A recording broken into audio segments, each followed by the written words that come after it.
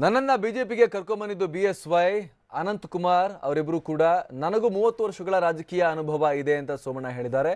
ತೇಜಸ್ವಿನಿ ನಿವಾಸಕ್ಕೆ ಭೇಟಿ ನೀಡಿದ ನಂತರ ವಿ ಸೋಮಣ್ಣ ಹೇಳಿಕೆಯನ್ನು ಕೊಟ್ಟಿದ್ದಾರೆ. ಸೌತ್ ಎಂಡ್ ಸರ್ಕಲ್ ಇರುವಂತ ಮನೆಗೆ ಭೇಟಿ ಕೊಟ್ಟು ಈ ರೀತಿಯಾಗಿ ಹೇಳಿಕೆಯನ್ನು ಕೊಟ್ಟಿದ್ದಾರೆ. ಅದೃಷ್ಟ ಯಾರಪ್ಪನ ಸ್ವತ್ತಲ್ಲ, ತೇಜಸ್ವಿ ಸೂರ್ಯ ಗೌಣ ಇಲ್ಲಿ ಬೆಂಗಳೂರು ದಕ್ಷಿಣ ಕ್ಷೇತ್ರದ ಬಿಜೆಪಿ ಅಭ್ಯರ್ಥಿ ತೇಜಸ್ವಿ ಸೂರ್ಯ ಯುವಕನಿದ್ದಾನೆ. ವಯಸ್ಸಾಗಬೇಕು, ಕೊನೆ ಕ್ಷಣದಲ್ಲಿ ಆದ ಬೆಳವಣಿಗೆ ಬಗ್ಗೆ ಚರ್ಚೆ ಆಗಬೇಕು ಅನ್ನುವಂಥ ಮಾತುಗಳನ್ನು ಸೋಮಣ್ಣ ಹೇಳಿದ್ದಾರೆ.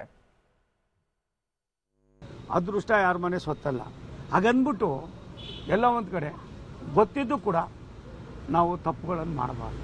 ಪಕ್ಷ ಅಂದರೆ ಅದು ತಾಯಿ. ಆದ್ದರಿಂದ ನಾನು ಇಷ್ಟೇ ಮಾತಾಡ್ತೀನಿ, ಯಾರು ಏನು ಬೇಕಿಲ್ಲ. ಅನಂತ್ ಕುಮಾರ್ ಅವರು ನಾ ಕಂಡ ಒಬ್ಬ ಅಪರೂಪದ ರಾಜಕಾರಣಿ. ದೇಶಕ್ಕೋಸ್ಕರವಾಗಿ ತನ್ನದೇ ಆದಂಥ ಅನೇಕ ಸಂದೇಶಗಳನ್ನು, ಕಾರ್ಯಕ್ರಮಗಳನ್ನು ಕೊಟ್ಟಿರ್ತಕ್ಕಂಥವರು.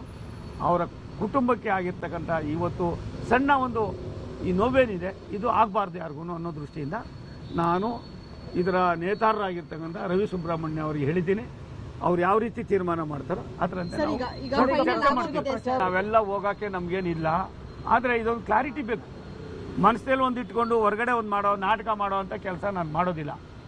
ನಾನು ಏನು ಹೇಳ್ತೀನಿ, ವರಿಷ್ಠ ಮುಂದೆಗಡೆ ಕುಳಿತುಕೊಂಡು ಚರ್ಚೆ ಮಾಡೋಣ, ಅಲ್ಲೆಲ್ಲವೂ ಕೂಡ ಸತ್ಯ ಅಂತ ಆಗಲಿ. ಅದಾದಮೇಲೆ ಯಾರಿಗೂ ಕೂಡ ಇಂಥದ್ದು ಆಗೋದಕ್ಕೆ ಅವಕಾಶಗಳು ಹೆಂಗಾಯ್ತು ಏನೋ ಅನ್ನೋದು ನಮಗಾರು ಗೊತ್ತಾಗದೆ ಹೋದರೆ ಸ್ವಲ್ಪ ಕಷ್ಟ ಆಯ್ತದೆ. ದಿಢೀರ್ ಬೆಳವಣಿಗೆ ಇದು. ಈ ದಿಢೀರ್ ಬೆಳವಣಿಗೆ ಹಿಂದೆ ಯಾವ ಥರ ಆಯಿತು ಏನೋ ಅನ್ನೋದು ಸ್ವಲ್ಪ ಆದರೆ ನಾವು ಕೂಡ ಜನಗಳ ಹತ್ರ ಹೋಗ್ಬೋದು. ಅನಂತಕುಮಾರ್ ಅವರು ಆಡು ಮುಟ್ಟದ ಸೊಪ್ಪಿಲ್ಲ ಅಜಾತ ಶತ್ರು.